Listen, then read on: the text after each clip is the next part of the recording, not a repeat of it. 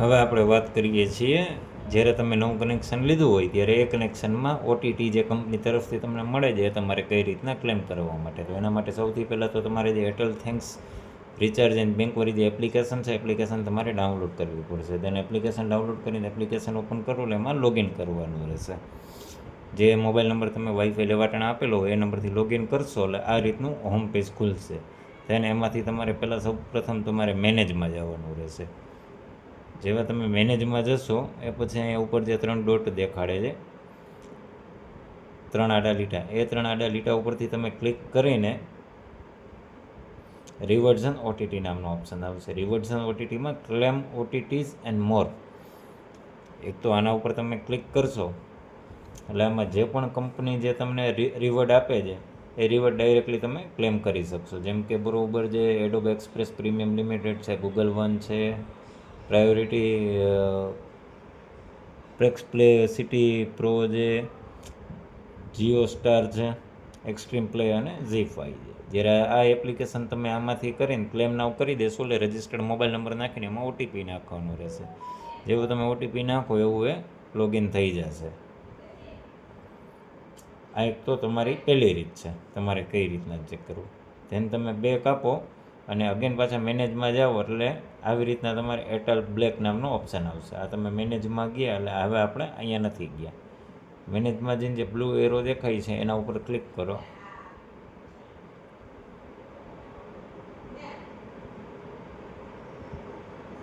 એરા ઉપર તમે ક્લિક કરો એટલે અહીંયા વ્યૂ બેનિફિટ્સ નામનો ઓપ્શન આવશે. એ વ્યૂ બેનિફિટ્સમાં સેમ વસ્તુ આવી જશે જે તમારે ક્લેમ ઓટીટી કરવા છે. હવે આપણે આપી દઈએ અહીંયાથી બેક.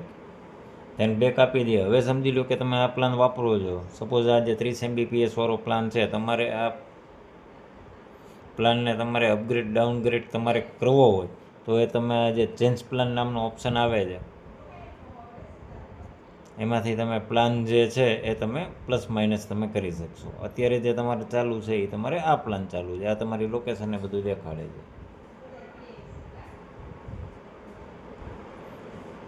આ તમારે આમાં પ્લાનની જે ડિટેલ છે એ તમારે ડિટેલ અત્યારે તમારે શો કરે છે. એમાં 88 ચેનલની બધું આવે છે. આ તમારી વાઈફાઈની તમારી ડિટેલ આવી ગઈ. દેન છે તમારે જો બિલ પેમેન્ટ કરવું હોય તો તમે આમાંથી પે નાવનો ઓપ્શન આવશે. જ્યારે તમારું બિલ જનરેટ થઈ ગયું છે ત્યારે તમે બિલ પેમેન્ટ કરી શકશો. અત્યારે બિલ પેમેન્ટ 0 છે. વ્યૂ બિલ ચેન્જ પ્લાન, તો ચેન્જ પ્લાન છે આમાંથી તમે પ્લાન પ્લસ માઇનસ કરી શકશો. તમારે જો મોબાઈલ નંબર કંઈ તમારે અપડેટ કરવું હોય તો તમે આમાંથી કરી શકશો. ક્લેમ ઓટીટીનો હજી અહીંયા પણ એક વાર ઓપ્શન આપેલો છે. દેન હવે વાત રહી તમારે પાસવર્ડ ચેન્જની. તો જો પાસવર્ડ તમારે ચેન્જ કરવો હોય, હવે જ્યારે પ્રશ્ન ઊભો થાય કે તમારે જે તમે વાઈફાઈ એક્ઝિસ્ટિંગ વાપરો છો એમાં તમારે નામને પાસવર્ડ તમારે ચેન્જ કરવા હોય તો એ તમારે કઈ રીતના કરવાના. એના માટે વળી પાછું મેનેજમાં જવાનું, 3 આડા જે લીટા છે એના ઉપર ક્લિક કરવાનું. એ લીટા ઉપર તમે ક્લિક કરશો એટલે અહીંયા સેટિંગ નામનો ઓપ્શન આવશે. આ સેટિંગ નામના ઓપ્શનમાં તમે ગયા એટલે 2 મિનિટ વેઇટ કરવાનો.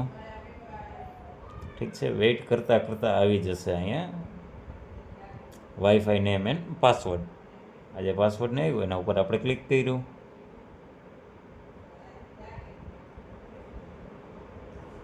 2 મિનિટ વેઇટ કરવાનો.